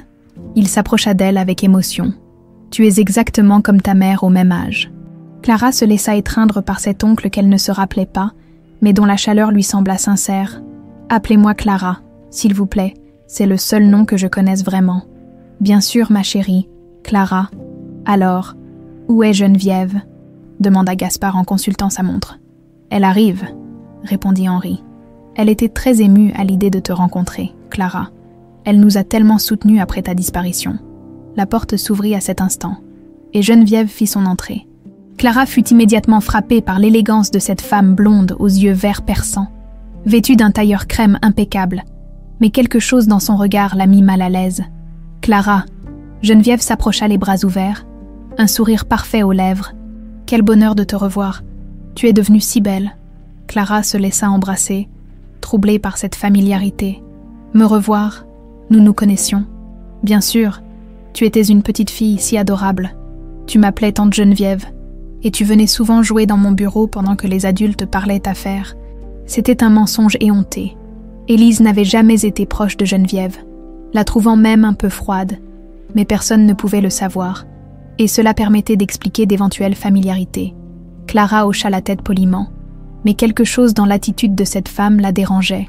Son sourire semblait forcé, ses gestes trop calculés. « Assieds-toi, ma chérie, » dit Gaspard en désignant le canapé. « Nous avons tellement de choses à te raconter sur ta famille, ton enfance. » Pendant l'heure qui suivit, Clara écouta les anecdotes de son père et de son oncle sur sa petite enfance. Certains détails éveillaient des échos, d'autres restaient étrangers. Geneviève ponctuait les récits de commentaires attendrissés, mais Clara remarqua qu'elle ne racontait jamais d'anecdotes personnelles. « J'aimerais voir les jardins, » dit finalement Clara. « J'ai l'impression qu'ils sont importants dans mes souvenirs. »« Excellente idée !» s'exclama Henri. « Le temps est magnifique. » Ils sortirent tous les quatre sur la terrasse. Clara fut saisie par un vertige en découvrant les jardins à la française. Tout lui revenait d'un coup. Les parties de cache-cache avec ses cousins, les pique-niques sous le grand chêne, les promenades avec grand-mère Geneviève. Là, elle pointa du doigt un massif de lavandes. J'avais un endroit secret près des lavandes, un trou sous la 3e pierre du muret. Gaspard et Henri échangèrent un regard stupéfait. Personne ne connaissait cette cachette secrète d'Élise. Clara courut vers le muret et souleva la pierre qu'elle avait désignée. À l'intérieur, miraculeusement préservée dans une petite boîte en fer, se trouvait une collection de coquillages et de billes colorées. « Mon trésor !» s'écria-t-elle, les larmes aux yeux. « Je me souviens, je collectionnais les plus belles choses que je trouvais. » Gaspard la rejoignit, bouleversé. « Tu avais refusé de me dire où était ta cachette. Tu disais que c'était ton secret de princesse. » Clara éclata en sanglots, submergée par l'émotion. 15 ans de questionnement, de vide, s'effacèrent d'un coup devant ces preuves tangibles de son passé. Seule Geneviève restait en retrait, le visage fermé. Cette démonstration spontanée balayait ses derniers doutes. Clara était bien Élise, et sa mémoire revenait. Il fallait accélérer les choses. Bureau de Geneviève. Soir, Henri dort, demanda Geneviève dans son téléphone. Oui, répondit Thomas depuis sa planque dans les bois. Lumières éteintes dans votre chambre depuis 1 heure. Parfait. Les codes d'alarme. Secteur est 44471. Secteur ouest 44472. Alarme principale 0 UP 3285. Coupez d'abord l'alarme principale. Puis les secteurs dans l'ordre. Vous avez exactement 3 minutes avant que le système de sauvegarde se déclenche. Compris. Et la cible. Chambre du 1er étage, 3e fenêtre en partant de la gauche. Elle a dîné avec nous. Elle semblait fatiguée. Elle dort probablement. Arme. Silencieuse obligatoire, et faites en sorte que ça ressemble à un cambriolage qui a mal tourné. Volez quelques bijoux dans ma chambre, casser 2 ou 3 objets. Entendu dans 1 heure, votre problème n'existera plus. » Geneviève raccrocha et monta se coucher. Henri dormait déjà, confiant et paisible. Demain matin, il découvrirait le corps de sa nièce et consolerait ensemble Gaspard dans cette nouvelle épreuve. La vie reprendrait son cours normal. Elle s'endormit avec un sourire satisfait aux lèvres. Chambre de Clara. Minuit. Clara n'arrivait pas à dormir. Trop d'émotions, trop de souvenirs qui ressurgissaient par bribes. Elle se leva et s'approcha de la fenêtre pour contempler les jardins baignés de lune. C'est alors qu'elle aperçut une silhouette qui se faufilait entre les arbres vers la maison. Son sang se glaça. L'homme qui l'avait poursuivie à Toulouse, sans réfléchir, elle attrapa son téléphone et composa le numéro de Michel, le chef de la sécurité. « Michel, c'est Clara. Il y a quelqu'un dans le parc. Je le vois de ma fenêtre, à l'autre bout du fil. » Michel se réveilla instantanément. « Restez dans votre chambre et verrouillez la porte. J'arrive avec l'équipe. » Clara obéit, mais garda les yeux rivés sur la fenêtre. La silhouette avait disparu. Était-elle déjà dans la maison? Domaine des chevaliers? Couloir? Minuit? L'alarme principale du domaine se déclencha soudain. Perçant le silence nocturne de ses hurlements stridents, Clara sursauta dans sa chambre, le cœur battant, tandis que des lumières de sécurité s'allumaient automatiquement dans tout le parc. Dans le couloir, elle entendait des pas précipités et la voix de Michel qui criait des ordres à son équipe. Des portes claquaient, des radios grésillaient. La propriété s'était transformée en quelques secondes en véritable forteresse en état d'alerte. « Clara !» La voix de Gaspard résonna derrière sa porte. « Tu vas bien ?» Elle ouvrit le verrou. Son père était là en peignoir, accompagné de Michel en tenue de combat, arme au poing. « Qu'est-ce qui se passe ?» demanda-t-elle. « Tentative d'intrusion », répondit Michel laconiquement. « Quelqu'un a tenté de désactiver notre système d'alarme. Heureusement, nos capteurs de mouvement l'ont détecté. » Henri apparut à son tour, l'air hagard. « On a trouvé l'intrus. Mes hommes ratissent le parc. Mais celui qui a fait ça connaît nos codes. Il a désactivé l'alarme principale avant que le système de sauvegarde se déclenche. » Un frisson glacé parcourut l'échine de Clara. « Vous voulez dire que c'est quelqu'un de l'intérieur ?» Michel hocha la tête gravement. « Les codes d'alarme sont connus seulement par la famille et 2 membres de mon équipe. Et mes hommes étaient tous avec moi cette nuit. » Gaspard et Henri se regardèrent. La même terrible supposition traversant leur esprit, Henri pâlit soudain. « Où est Geneviève ?» demanda-t-il d'une voix blanche. Ils se précipitèrent vers la chambre conjugale. Le lit était vide, froissé. Geneviève avait disparu. « Fouillez la maison », ordonna Michel dans sa radio. « Recherchez Madame Geneviève Chevalier. Approche avec précaution. » Bureau de Geneviève. Même moment, Geneviève avait entendu l'alarme depuis son bureau, où elle faisait semblant de travailler, préparant son alibi. Elle devait jouer la surprise, l'inquiétude, la confusion. Mais quand elle vit les phares des véhicules de sécurité balayer le parc, elle comprit que Thomas avait échoué une fois de plus. Elle remonta précipitamment à sa chambre et se glissa dans le lit. Ébouriffant ses cheveux pour simuler un réveil brutal, quand Henri et les autres défoncèrent la porte, elle simula parfaitement la femme tirée du sommeil par le vacarme. « Qu'est-ce qui se passe ?» dit-elle en se redressant, feignant la confusion. « Cette alarme ?» Henri l'examina attentivement. « Tu dormais ?»« Bien sûr. Cette sirène m'a réveillée en sursaut. » Elle regarda autour d'elle avec des yeux écarquillés. Il y a eu un cambriolage. Gaspard s'approcha du lit, son regard perçant fixé sur sa belle-sœur. « Geneviève, quelqu'un a tenté de pénétrer dans la propriété en utilisant nos codes d'alarme. »« Mon Dieu !» Geneviève porta une main à sa bouche. « Vous pensez qu'un employé ou un membre de la famille ?» dit Michel froidement. Un silence glacial tomba sur la pièce. Geneviève soutint le regard du chef de la sécurité sans ciller. « Vous m'accusez ?» Sa voix tremblait d'indignation feinte. « Comment osez-vous ?» Henri prit la défense de sa femme. « Michel, Geneviève était dans notre lit, je peux en témoigner. » Mais Gaspard n'était pas convaincu. « Henri, nous devons parler, en privé. Salon principal. » 1 heure plus tard, les 2 frères étaient assis face à face dans le salon faiblement éclairé. Clara les avait rejoints, incapable de retrouver le sommeil après ces événements. Michel montait la garde devant les fenêtres. « Gaspard, tu ne peux pas soupçonner Geneviève, » dit Henri d'une voix lasse. « Elle fait partie de la famille depuis 15 ans. Elle nous a aidés à traverser les moments les plus difficiles. » Justement, répliqua Gaspard. Réfléchis, Henri. Qui a le plus profité de la disparition d'Élise, qui est devenue indispensable dans la gestion de nos affaires? Clara écoutait cet échange, de plus en plus troublée. Quelque chose dans l'attitude de Geneviève, plus tôt dans la journée, l'avait déjà mise mal à l'aise. Cette fausse familiarité, ces sourires trop parfaits. « Papa, dit-elle doucement, j'aimerais voir des photos de l'époque, de moi, enfant avec elle. » Gaspard se leva et se dirigea vers la bibliothèque. Il en sortit plusieurs albums photos qu'il posa sur la table basse. « Voilà les photos de tes anniversaires, des fêtes familiales. » Clara feuilleta les albums avec attention, sur toutes les photos. Geneviève apparaissait en retrait, souriante mais distante. Jamais elle ne tenait Élise dans ses bras. Jamais elle ne semblait vraiment interagir avec la fillette. Elle n'avait pas l'air très proche de moi, constata Clara. Henri fronça les sourcils. Maintenant que tu le dis, Geneviève n'a jamais été très à l'aise avec les enfants. Nous n'en avons jamais eu. Pourtant, ce matin, elle prétendait que j'allais souvent jouer dans son bureau, ajouta Clara. Gaspard et Henri échangèrent un regard. Cette affirmation ne correspondait pas à leurs souvenirs. « Michel », appela Gaspard, « pouvez-vous nous rejoindre ?»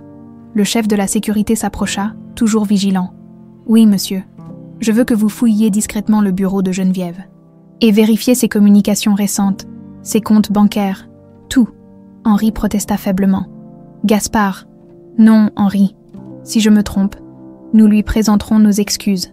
Mais si j'ai raison, » il regarda Clara avec tendresse, « ma fille a déjà payé un prix suffisant pour nos négligences. » Bureau de Geneviève. 2h du matin, Michel fouillait méthodiquement le bureau de Geneviève avec l'aide d'un expert en informatique de son équipe. L'ordinateur était protégé par plusieurs mots de passe, mais rien ne résistait longtemps à un professionnel. « Bingo !» s'exclama l'informaticien. « Regardez ça. » Sur l'écran s'affichaient des dizaines de virements vers des comptes offshore, des factures gonflées pour des services fictifs, et surtout, une correspondance cryptée avec un certain TG, Thomas Garnier, murmura Michel en décodant les messages. Un tueur à gages. Elle lui a donné les codes d'alarme il y a 3 heures. Le tiroir secret fut plus difficile à ouvrir. Mais quand ils y parvinrent, son contenu les laissa sans voix. Des documents sur l'accident des ravisseurs d'Élise 15 ans plus tôt, des certificats médicaux falsifiés, et surtout, une enveloppe contenant des photos d'une petite fille dans un lit d'hôpital, Clara, ou plutôt Élise, âgée de 8 ans, inconsciente et couverte de bandages. « Elle savait, » dit Michel d'une voix blanche. « Elle a toujours su qu'Élise avait survécu, chambre de Geneviève. Même moment, Geneviève ne dormait plus. Allongée dans le noir près d'Henri qui ronflait doucement, elle calculait ses options. Thomas avait échoué, et elle sentait l'étau se resserrer autour d'elle.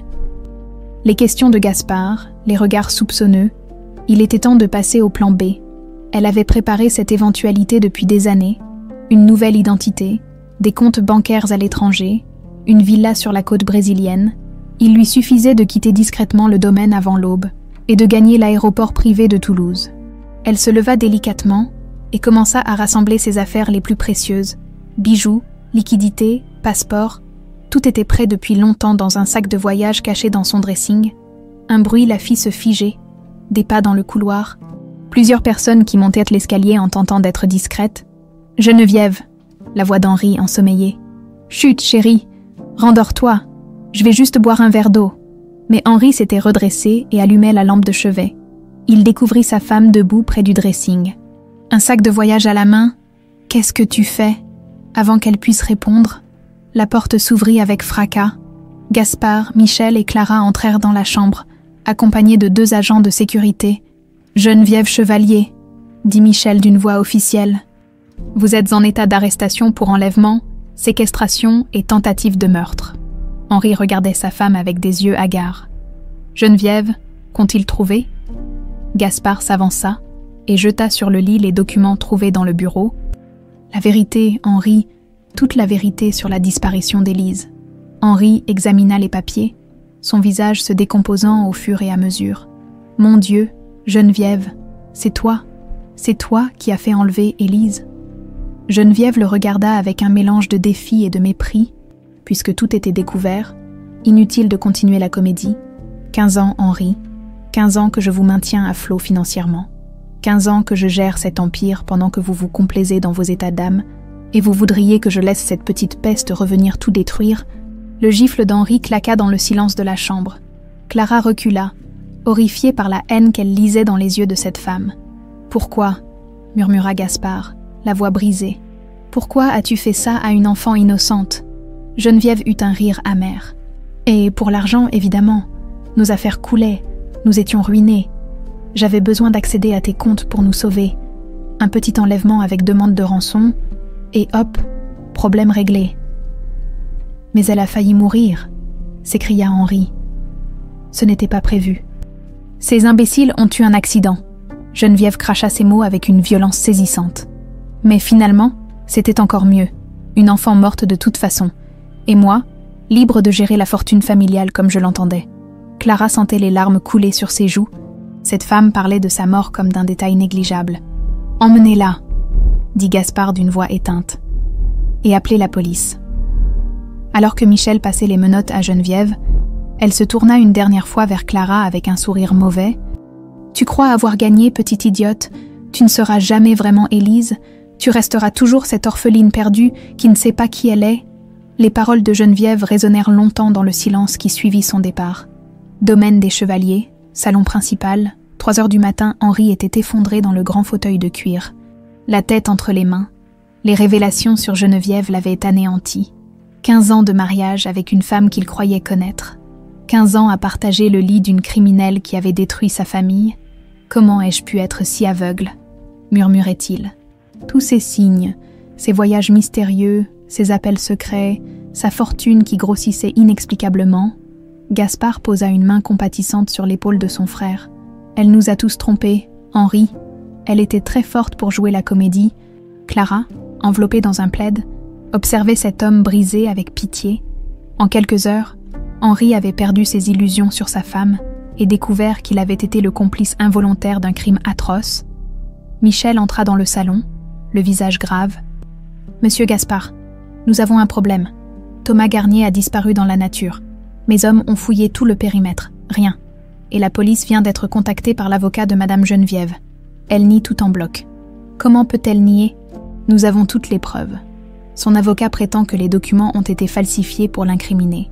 Il demande une expertise. Quant au message avec Thomas Garnier, elle affirme qu'on a piraté son ordinateur. Gaspard serra les poings. Cette garce va s'en sortir. Pas si facilement, mais l'enquête va prendre du temps. Et entre-temps, Michel ne termina pas sa phrase. Mais tout le monde comprit. Thomas Gariner était toujours en liberté. Payé pour éliminer Clara, forêt des Pyrénées, planque de Thomas. Même moment, Thomas Garnier nettoyait méthodiquement son équipement dans la cabane de chasseurs abandonnée qu'il utilisait comme base. L'opération de cette nuit avait tourné au fiasco, mais il n'était pas homme à abandonner. 20 ans de métier lui avaient appris la patience. Son téléphone jetable vibra. Un message de Geneviève. Situation compromise. Mission plus urgente que jamais. Prime triplée si réglée avant 48 heures. GG, Thomas sourit froidement. Une femme aux abois qui triplait la mise. L'affaire devenait vraiment intéressante. Il étudia le plan de la propriété qu'il avait mémorisé. L'approche frontale avait échoué, mais il connaissait d'autres moyens. Il sortit de sa sacoche un petit drone équipé d'une caméra thermique. Si la cible ne venait pas à lui, il irait la chercher directement dans son lit. Domaine des Chevaliers, chambre de Clara. Matin, Clara n'avait pas fermé l'œil de la nuit. Les paroles venimeuses de Geneviève tournaient en boucle dans sa tête. « Tu ne seras jamais vraiment Élise !» Ces mots touchaient une peur profonde, celle de ne pas être à sa place dans cette famille retrouvée. Un coup discret à sa porte la fit sursauter. « Clara, c'est papa !» Elle ouvrit et trouva Gaspard qui portait un plateau de petit déjeuner. Il avait l'air épuisé, vieilli de 10 ans en une nuit. « Tu n'as pas dormi non plus ?» constata-t-elle. « Comment le pourrais-je ?» Il posa le plateau et s'assit au bord du lit. « Ma chérie, je voulais te dire ce que Geneviève t'a dit avant de partir. Ces horreurs. » « Elle a peut-être raison, » interrompit Clara. « Je ne me souviens que de bribes, et si je n'étais pas vraiment votre fille, si j'étais juste une fille qui ressemble à Élise et qui porte le même bracelet par coïncidence. » Gaspard prit ses mains dans les siennes. « Clara, regarde-moi !» Elle leva les yeux vers lui et fut frappée par l'intensité de son regard. « Tu as retrouvé ta cachette secrète sans hésitation. Tu reconnais les lieux, les odeurs, les sons, et surtout, il caressa sa joue avec tendresse. Tu as ses yeux, les yeux de ta mère, les mêmes reflets dorés quand tu es émue. Clara sentit les larmes monter. Mais ma mémoire, elle est si fragmentée. Elle reviendra. Le docteur Lemoine m'a expliqué que les traumatismes peuvent créer des blocages. Mais l'essentiel est là. Il posa sa main sur le cœur de Clara. Tu es ma fille, je le sens ici. Un bruit sourd à l'extérieur les fit se tourner vers la fenêtre. Michel apparut, parlant dans sa radio d'un ton urgent. « Qu'est-ce qui se passe ?» demanda Gaspard en ouvrant la fenêtre. « Drone de surveillance repéré au-dessus de la propriété. Il a disparu vers la forêt quand mes hommes ont tiré dessus. » Clara sentit son sang se glacer. Thomas ne renonçait pas. Bureau de Gaspard. 10 heures, une réunion de crise était en cours. Michel avait déployé toute son équipe autour de la propriété, mais la surface à couvrir était immense. Henri, malgré son état de choc, s'efforçait d'aider. « Nous devons évacuer Clara », dit Michel. « La transférer dans un lieu sûr jusqu'à l'arrestation de Thomas Garnier. »« Non !» Clara se leva brusquement. « Je refuse de fuir encore. J'ai passé 15 ans à me cacher de mon passé. Cette fois, j'affronte. »« Clara, sois raisonnable », plaida Gaspard. « Cet homme est un tueur professionnel. Et moi, je suis une survivante. » Elle toucha son bracelet. « Ces étoiles m'ont protégée une fois. Elles me protégeront encore. » Henri prit la parole d'une voix lasse. « Je peux peut-être aider, Geneviève. » Il hésita. Geneviève gardait un carnet avec tous ses contacts douteux. Il doit être dans son coffre personnel. Si on y trouve des informations sur Thomas... « Où est ce coffre ?» demanda Michel. « Dans notre chambre, derrière le tableau de monnaie, mais je ne connais pas la combinaison. »« Ce ne sera pas un problème, » assura Michel. Chambre de Geneviève. Même moment, Michel fit sauter le coffre-fort avec une facilité déconcertante. À l'intérieur, outre des bijoux et des liquidités, ils trouvèrent effectivement un carnet de cuir noir rempli de noms et de numéros. Thomas Garnier, lut Michel. Ancien militaire, 11e régiment de parachutistes de choc, spécialité tir longue distance et infiltration, résidence principale, cabane de chasse, secteur 7 de la forêt domaniale. « Vous connaissez cet endroit ?» demanda Gaspard. « Très bien, c'est à 15 km d'ici, une cabane isolée, parfaite pour se cacher. » Michel referma le carnet. « Je vais organiser une expédition avec mes hommes. »« Emmène-moi, » dit Henri soudainement. « J'ai besoin de regarder en face celui qui a failli tuer ma nièce sur les ordres de ma femme. Forêt des Pyrénées. 14 heures, Thomas Garnier observait la propriété des chevaliers à travers ses jumelles. Il avait repéré les mouvements de l'équipe de sécurité, leurs points faibles, leurs habitudes. La fille ne sortirait pas de sa chambre de sitôt, mais il avait d'autres moyens. Son téléphone vibra, un message de son contact à la prison où était détenue Geneviève, transfert demain pour expertise psychiatrique, dernière chance d'agir. J'ai satis. Thomas sourit. Geneviève était maligne, en jouant la folie. Elle gagnerait du temps et échapperait peut-être aux accusations les plus graves. Mais pour cela, il fallait que Clara Martin disparaisse définitivement. Il vérifia son matériel. Fusil de précision, charges explosives, matériel d'escalade. Cette fois, il ne laisserait rien au hasard. Le vrombissement de moteur le fit se retourner. 3 4x4 noirs remontèrent le sentier forestier vers sa cabane. Il avait été repéré. « Merde !» grommela-t-il en rassemblant rapidement son équipement, mais alors qu'il s'apprêtait à fuir, une idée germa dans son esprit. Et si, au lieu de fuir, il attirait ses poursuivants dans un piège, après tout, la fille était probablement avec eux. Il activa les charges explosives qu'il avait placées autour de la cabane et se posta en embuscade. Quand ils arriveraient pour l'arrêter, ils auraient une surprise. Cabane de Thomas. 15 heures, Michel stoppa le convoi à 200 mètres de la cabane. Quelque chose clochait. Trop de silence, trop de calme. « Monsieur Henri, restez dans la voiture », ordonna-t-il. « Et prévenez le domaine que nous sommes arrivés. » Il fit signe à ses hommes de se déployer en formation d'assaut. La cabane semblait abandonnée, mais l'instinct de Michel lui soufflait le contraire. « Contact !» cria soudain l'un de ses agents. « Tireur embusqué. 3 heures !» Les balles se mirent à siffler autour d'eux. Thomas Garnier était là, et il n'avait pas l'intention de se rendre. « Repliez-vous !» hurla Michel en voyant ses hommes tomber sous les tirs de précision. L'explosion de la cabane les projeta tous au sol. Quand la fumée se dissipa, Thomas Garnier avait disparu, mais sur le tableau de bord de l'un des 4x4, il avait laissé un message griffonné. Maintenant, c'est personnel, ce soir, au domaine, seul contre seul. La vraie chasse venait de commencer. Domaine des chevaliers. Soir, le soleil couchant baignait la propriété d'une lumière dorée qui rappelait cruellement à Clara cette soirée d'il y a 15 ans où tout avait basculé. Postée à la fenêtre de sa chambre, elle observait les agents de Michel qui patrouillaient dans les jardins, leurs silhouettes noires tranchant sur la beauté paisible du paysage. « Tu ne devrais pas rester près de la fenêtre » dit Gaspard en entrant dans la pièce. « Je sais. » Clara ne bougea pas pour autant.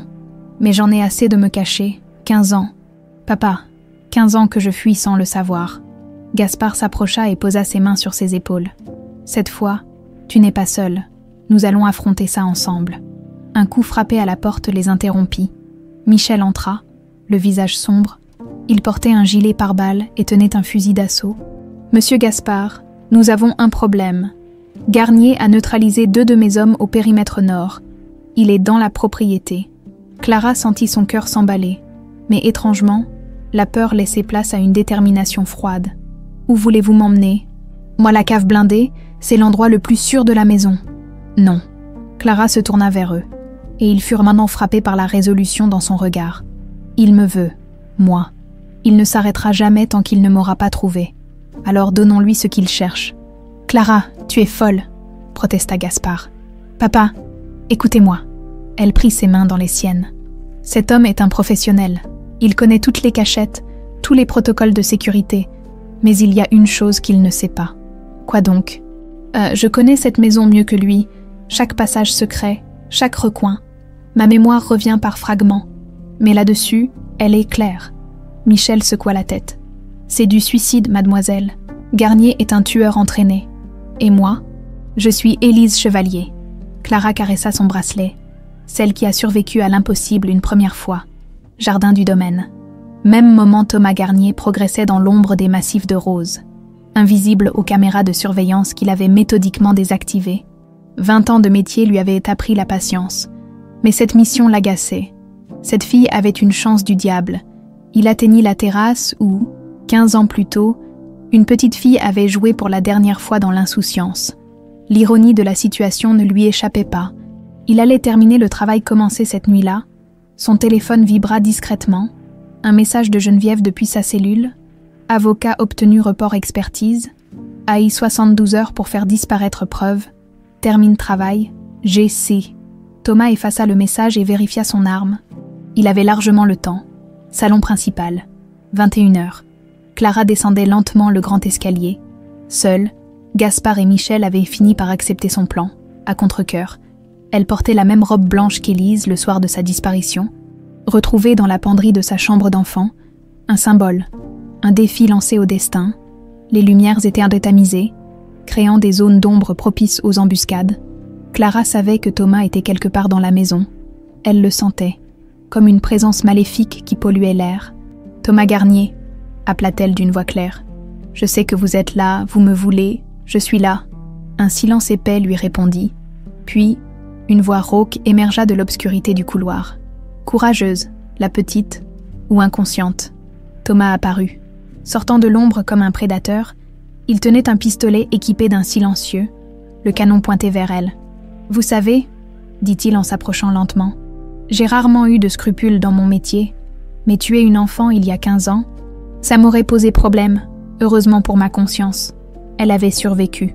Malheureusement pour vous, il faut corriger cette erreur. » Clara reculait pas à pas, l'attirant vers le centre du salon. « Geneviève vous a bien payé pour détruire ma famille. Assez pour prendre ma retraite après ça. » Thomas sourit froidement. « Rien de personnel, vous comprenez, juste du business. Vous vous trompez. » Clara s'arrêta près de la cheminée. « C'est très personnel. Vous avez volé ma vie, mes souvenirs, ma famille. 15 ans de bonheur en moins, 15 ans de vie en plus. Voyez le bon côté. » Clara posa sa main sur le manteau de la cheminée, cherchant discrètement le mécanisme secret qu'elle se rappelait vaguement. Ses doigts trouvèrent la rosace sculptée et appuyèrent. Un panneau coulissa silencieusement dans le mur, révélant un passage dérobé. « Qu'est-ce que… » Thomas tourna la tête une fraction de seconde. Clara plongea dans le passage et disparut dans l'obscurité. Thomas se précipita à sa suite, mais le panneau s'était déjà refermé. Passage secret. Même moment, Clara courait dans les couloirs étroits qui serpentaient dans les murs de la vieille demeure. Sa mémoire retrouvée la guidait avec une précision surprenante. Elle connaissait chaque embranchement, chaque sortie secrète. Derrière elle, elle entendait Thomas jurer et chercher le mécanisme d'ouverture. Il finit par le trouver et s'élança à sa poursuite. Mais dans ces boyaux obscurs, son avantage de tueur professionnel s'effaçait. Clara émergea dans la bibliothèque par une autre porte secrète. Elle se dirigea vers le bureau de Gaspard, où l'attendait la deuxième partie de son plan. Bureau de Gaspard Michel, et Gaspard était posté aux fenêtres, surveillant les jardins, quand Clara apparut, essoufflée mais déterminée. Ils se précipitèrent vers elle. « Il me suit », haleta-t-elle. « Tout se déroule comme prévu. » Gaspard serrait les poings. « Je n'aime pas ce plan. Laissez ma fille affronter ce monstre. Papa, faites-moi confiance. » Clara vérifia le petit émetteur que Michel lui avait donné. « Dès que je l'aurai attiré au bon endroit, vous interviendrez. » La porte du bureau explosa sous un coup de pied. Thomas apparut, furieux, son arme braquée sur Clara. « Joli petit jeu de cache-cache !» gronda-t-il. « Mais c'est terminé. Lâchez cette arme !» cria Michel en pointant son fusil sur Thomas. « Je ne crois pas, non !» Thomas recula vers Clara, la prenant en bouclier humain. « Un pas de plus et je la tue. » Gaspard leva les mains. « Que voulez-vous ? De l'argent. »« Ce que je veux, c'est terminer le contrat de Geneviève. Cette petite peste aurait dû mourir il y a 15 ans. » Clara sentait le canon froid contre sa tempe.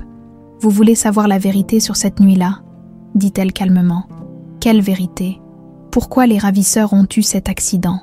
Clara fixait Gaspard avec intensité, lui transmettant un message silencieux. Ce n'était pas un hasard. Thomas fronça les sourcils. « Qu'est-ce que vous racontez ? Geneviève ne vous a pas tout dit. Elle n'a pas organisé qu'un enlèvement. Elle a aussi organisé l'élimination des témoins. C'était un mensonge, mais Clara misait sur la paranoïa naturelle des criminels, et ça fonctionna. Cette garce... » Thomas relâcha légèrement sa prise. « Elle m'a dit que c'était un accident. » Réfléchissez, Geneviève avait tout à gagner à ce que je meure. Plus de témoins, plus de risques. Elle vous utilise exactement comme elle a utilisé ces hommes il y a 15 ans. La colère monta dans les yeux de Thomas. Gaspard en profita pour se rapprocher imperceptiblement. « Vous croyez vraiment qu'elle vous laissera en vie après ça ?» continua Clara. « Vous en savez trop. »« Fermez-la !» rugit Thomas. Mais le doute s'était installé. C'est à cet instant que Clara activa l'émetteur. Le signal fut reçu par Henri, posté dans les jardins. Même moment, Henri coupa l'alimentation électrique principale de la maison. Toutes les lumières s'éteignirent d'un coup, plongeant le bureau dans l'obscurité totale. Dans la confusion qui suivit, Clara se dégagea de l'étreinte de Thomas. Des coups de feu claquèrent dans l'obscurité, illuminant brièvement la pièce de leurs éclairs. Quand les lumières de secours s'allumèrent, quelques secondes plus tard, Thomas gisait au sol, une balle de Michel en pleine poitrine. Il respirait encore, mais faiblement. Clara s'agenouilla près de lui. Pourquoi ? Pourquoi avoir accepté de tuer une enfant ? Thomas la regarda avec des yeux déjà voilés. L'argent, toujours l'argent. Il toussa, crachant du sang. Mais cette Geneviève, c'est un monstre. Elle m'a dit que tu étais déjà morte de toute façon. Ses yeux se fermèrent définitivement. Salon principal. Plus tard, Clara était assise dans le même canapé où, des heures plus tôt, elle avait appris la vérité sur Geneviève. Les gendarmes emportèrent le corps de Thomas et les agents de Michel sécurisèrent la propriété. Gaspard s'installa près d'elle et la prit dans ses bras. « C'est fini, ma petite étoile. C'est vraiment fini cette fois. » Henri les rejoignit, l'air épuisé mais soulagé. « La police m'a appelé. Geneviève a tenté de se suicider dans sa cellule quand elle a appris la mort de Thomas.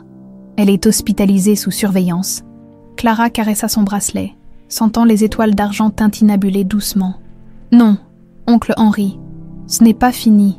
C'est un nouveau commencement. » Pour la première fois depuis 15 ans, Élise Chevalier était vraiment rentrée chez elle. 6 mois plus tard, domaine des Chevaliers.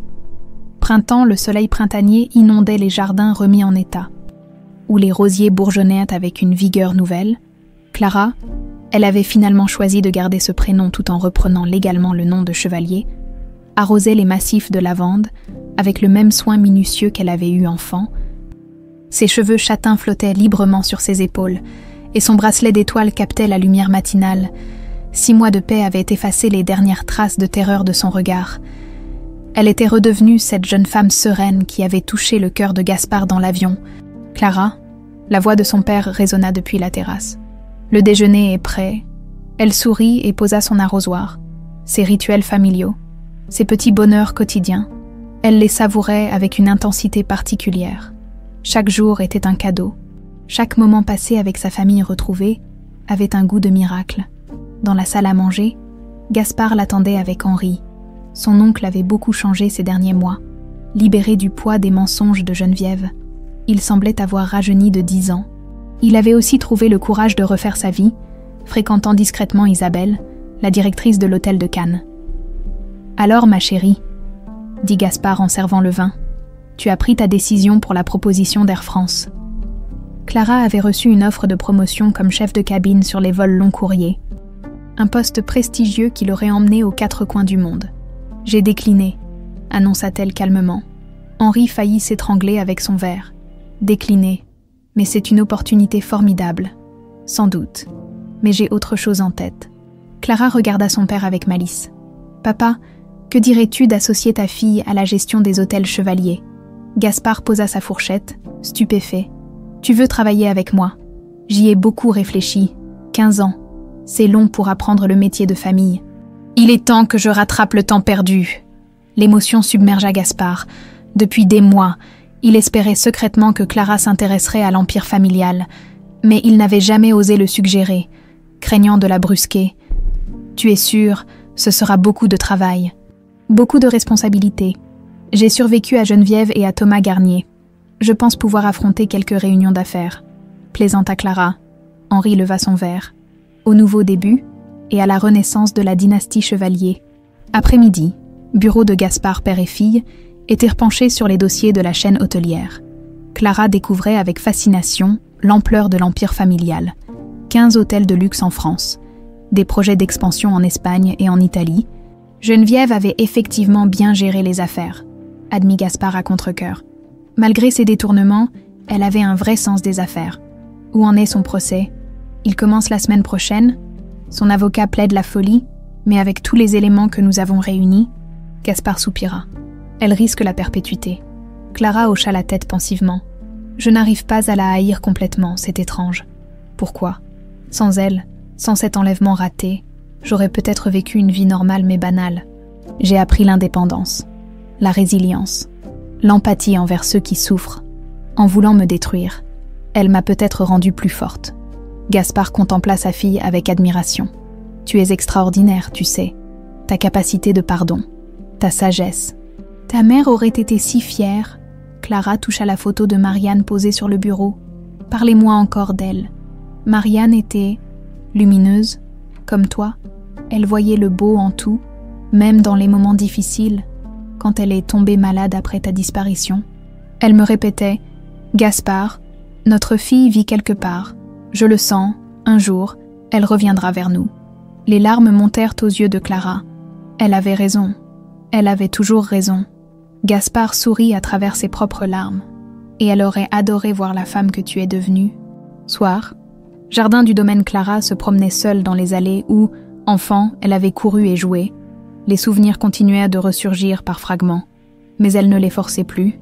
Elle acceptait cette mémoire parcellaire comme une cicatrice qui fait partie de soi. Elle s'arrêta devant le grand chêne où elle cachait ses trésors d'enfant. À sa base, une petite stèle de marbre avait été érigée, à Marianne Chevalier, mère aimante, qui n'a jamais cessé d'espérer. « Bonsoir, maman », murmura Clara. « Je sais que tu veilles sur nous. » « Papa va bien. » Il sourit à nouveau. « Et moi, je suis enfin rentrée à la maison. » Une brise légère fit teinter les étoiles de son bracelet, comme une réponse tendre, 1 an plus tard. Hôtel Chevalier, Cannes Clara, élégante dans son tailleur bleu marine. Présidait la réunion des directeurs régionaux. À 25 ans, elle était devenue la plus jeune vice-présidente de l'histoire de la chaîne, et sa vision moderne séduisait investisseurs et clients. « Le projet d'hôtel écologique à Biarritz est approuvé », annonça-t-elle. « Nous commençons les travaux au printemps. Les applaudissements résonnèrent dans la salle de conférence. Gaspard, assis à sa droite, rayonnait de fierté. Sa fille avait non seulement repris sa place dans la famille, mais elle la menait vers l'avenir. Après la réunion, ils se retrouvèrent sur la terrasse de l'hôtel face à la Méditerranée. « Tu sais, » dit Gaspard, « parfois je me demande si tout cela n'était pas écrit, ton enlèvement, ton parcours, ton retour, comme si l'univers avait un plan. » Clara caressa son bracelet devenu légendaire dans la famille. « Peut-être, ou peut-être que nous créons notre propre destin, étoile après étoile. » Un couple de clients passa près d'eux, et Clara entendit la femme murmurer à son mari « Regarde ce bracelet magnifique, ces petites étoiles. » Clara sourit. Son bracelet continuait d'attirer les regards et les compliments. Parfois, des clientes lui demandaient où elle pourrait en trouver un semblable. « C'est unique, » répondait-elle toujours. « Un cadeau de ma grand-mère, irremplaçable. » 3 ans plus tard, domaine des Chevaliers, la propriété familiale bruissait d'animation. Clara épousait aujourd'hui Marc Dubois, un architecte rencontré lors du projet de Biarritz, un homme doux et patient qui l'avait conquise par sa simplicité et sa sincérité. Devant l'autel dressé dans les jardins, Clara portait la robe de mariée de sa mère, retouchée pour l'occasion. À son poignet, le bracelet d'étoiles brillait de 1000 feux sous le soleil d'été. Gaspard la conduisait à l'autel, ému aux larmes. « Tu es sûre de ton choix ?» plaisanta-t-il. « Certaine. Il me comprend, papa. Il sait d'où je viens et il m'aime pour ce que je suis devenue. » Henri, témoin de Clara, lui glissa à l'oreille. Marianne aurait été si heureuse de voir ce jour. La cérémonie fut simple et émouvante. Quand Marc passa l'alliance au doigt de Clara, elle pensa à toutes les étoiles qui l'avaient menée jusqu'à ce moment parfait. Épilogue. 5 ans plus tard, Clara berçait sa fille Emma dans le salon familial. La fillette de 6 mois avait les yeux noisettes de sa mère et semblait fascinée par les étoiles d'argent qui tintaient doucement. « Un jour, ma chérie, » murmura Clara, « ce bracelet sera à toi. Il porte toute l'histoire de notre famille, les joies, les peines, les séparations, les retrouvailles. » Gaspard, désormais grand-père comblé, s'approcha pour admirer sa petite fille. « Elle te ressemble tellement. Elle a l'avenir devant elle, un avenir que nous construisons ensemble, jour après jour. » Par la fenêtre, les jardins du domaine s'étendaient sous le ciel étoilé, quelque part là-haut. Clara aimait à penser que Marianne veillait sur cette famille reconstituée. Le bracelet d'étoiles avait tenu sa promesse. Il avait ramené une fille perdue vers les siens, et maintenant, il protégerait une nouvelle génération. Dans le berceau d'Emma, une petite boîte à musique jouait une mélodie douce. C'était la même que fredonnait Élise enfant, celle que lui avait apprise sa grand-mère Geneviève. Certaines étoiles, même perdues dans la nuit la plus noire, finissent toujours par retrouver le chemin de la maison.